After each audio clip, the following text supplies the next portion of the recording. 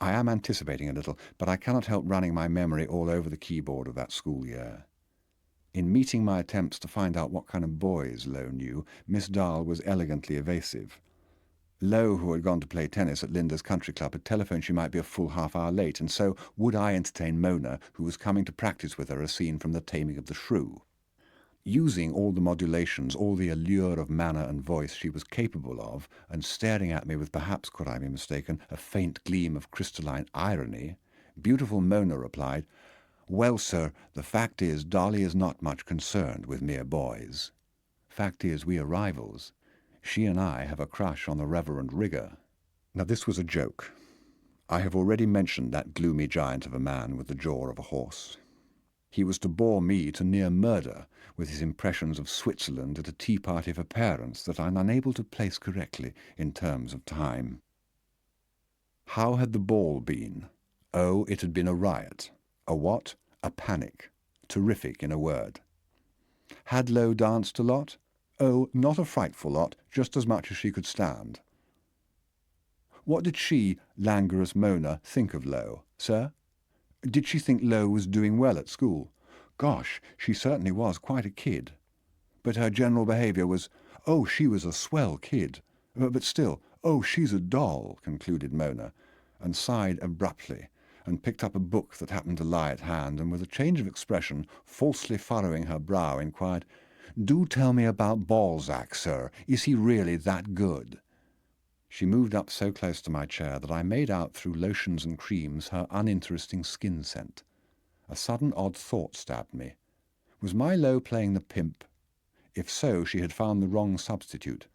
Avoiding Mona's cool gaze, I talked literature for a minute. Then Dolly arrived, and slit her pale eyes at us. I left the two friends to their own devices.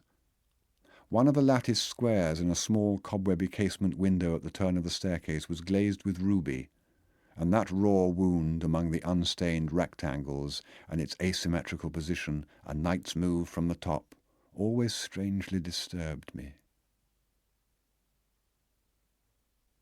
Sometimes, come on, how often exactly, Bert? Can you recall 4, 5 more such occasions, or would no human heart have survived 2 or 3? Sometimes.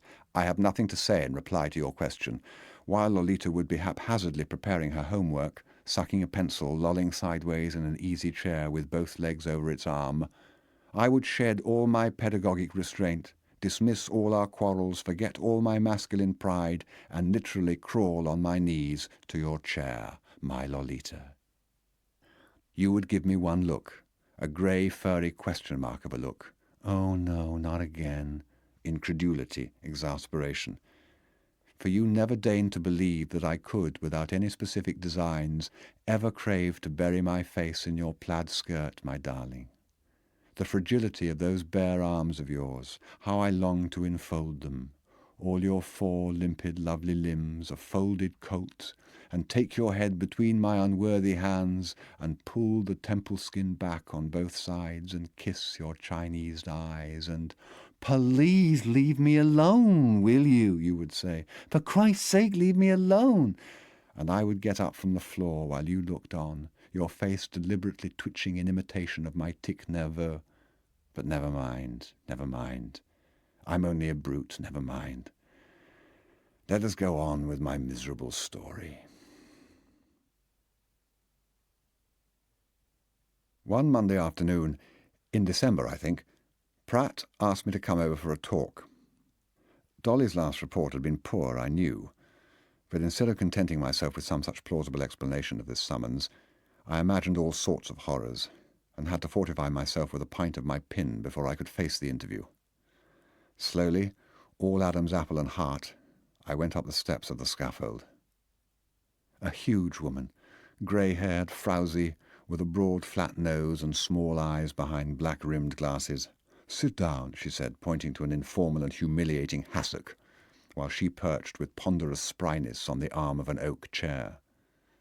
For a moment or two she peered at me with smiling curiosity. She had done it at our first meeting, I recalled, but I could afford then to scowl back. Her eyes left me. She lapsed into thought, probably assumed. Making up her mind, she rubbed, fold on fold, her dark grey flannel skirt at the knee, dispelling a trace of chalk or something. Then she said, still rubbing, not looking up, "Let me ask a blunt question, Mr. Hayes. You're an old-fashioned continental father, aren't you?" "Why, no," I said. "Conservative, perhaps, but not what you'd call old-fashioned." She sighed, frowned, then clapped her big plump hands together in a let's-get-down-to-business manner, and again fixed her beady eyes upon me. "Dolly Hayes," she said, "is a lovely child, but the onset of sexual maturing seems to give her trouble." I bowed slightly. What else could I do?